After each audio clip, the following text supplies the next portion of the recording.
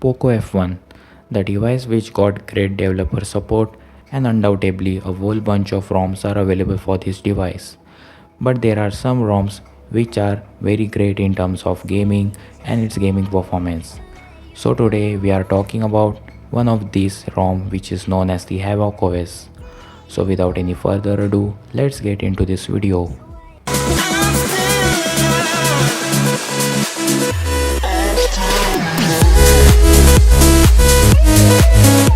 So moving towards the system, as you can see, we are on the latest build of the Havoc OS, which is of version 3.7, running off Android 10, having security patch of 5th of July 2020.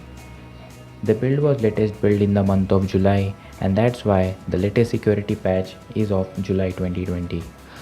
Now let's move towards the most interesting part of this ROM, which is called as a configuration center. The ROM has got pretty cool customizations such as status bar, quick settings, lock screen, ambient display, buttons, gestures, notifications, battery saving, screen animation, miscellaneous and about. Going toward the status bar, you will get all types of status bar customization. You can enable and disable the logo. As you can see, I have enabled the logo itself. You can also give different types of logo in it. Moving further is the other options such as brightness control, double tap to sleep, network speed indicator if you want to enable, carrier label icon style. In terms of battery, you can keep any type of icon type such as circle, filled circle, dotted circle, or any one which you like. You can keep any one of them. Icon style circle filled, battery percentage, you can enable and disable the battery percentage in the status bar. Battery bar in case you want battery bar after disabling the notch, status bar icon, 4G icon, and all other customizations. Moving further, we got the quick setting customizations where we got quick pull down option. When you pull any of the left or right edge of the QoS settings panel, then all of the settings will be visible to you in just one swipe or one pull down. Battery estimates, estimate remaining battery life. As you can see here it is showing that battery life estimation it is about 530. So you can also enable and disable this. Background blur in case you want background blur behind the QoS, status bar background, whichever status bar background you like, header image in case you want any type of header image, tint tiles, column portrait, and much more.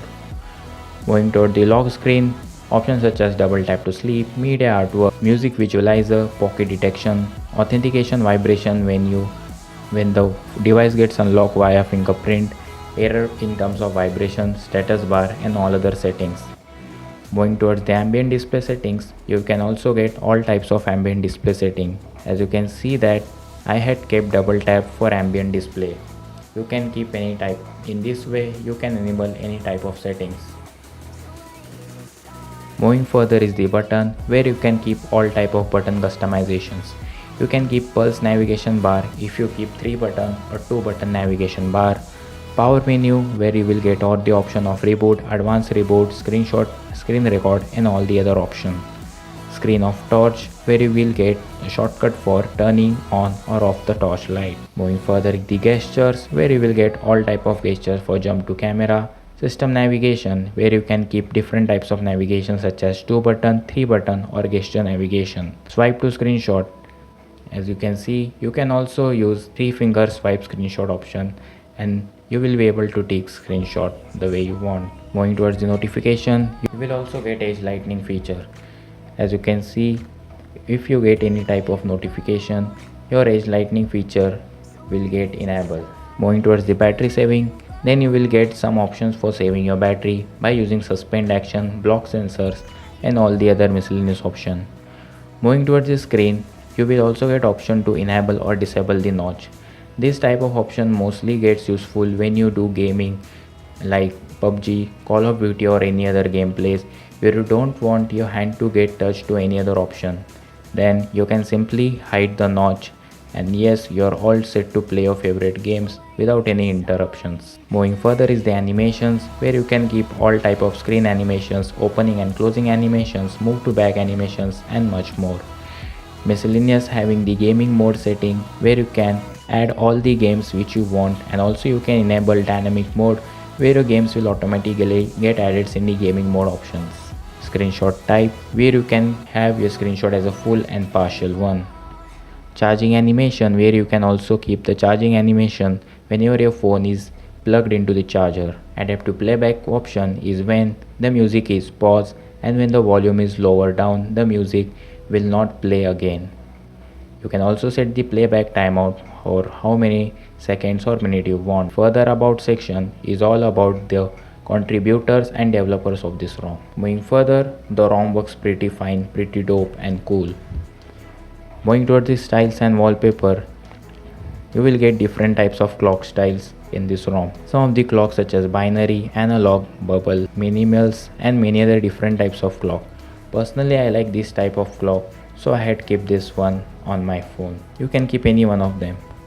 Moving towards the style, then you have different types of styles the way you want, such as crayon, collage, ash, where your icons will also get changed as per the accent you chose. Moving towards the wallpaper, then the ROM has pretty good wallpaper itself, such as these are installed and packed directly from the Pixel wallpapers, such as live wallpapers where you can download and keep all the live wallpapers, and on device wallpaper which you get this one default wallpaper.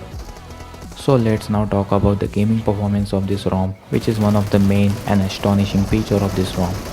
Talking about the gaming performance, then I personally played PUBG in this ROM. No doubt I felt that PUBG is one of the best game where you can actually analyze and see that how your gaming performance goes. In the entire gameplay, I didn't face any type of lags, and again the gameplay was super smooth and stable. Because of the gaming mode, the performance was also a bit stable and enhanced.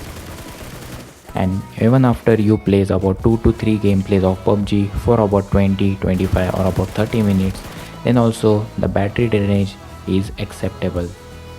Like for example, if you play for 15 minutes of PUBG, then your battery will drop for about 2 to 3%, and that's how your battery performance also stays upward in this ROM.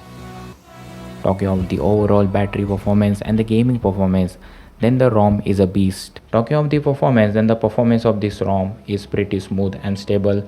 No lags and stutters were found while playing games or any other issues were found. Talking about the safety net check and CTS, then yes, the ROM has safety net check and CTS enabled, and you can bypass the safety net check without any issues. All your payment applications such as Google Pay, Paytm, PhonePe and all other payment applications will work super fine and super cool without any issues, and you don't have to flash Magisk on your phone to gain root access and use hide function of the Magisk just to run your payment application. Moving further is about camera. Talking about the camera, the phone has got a pretty simple camera which gets inbuilt installed.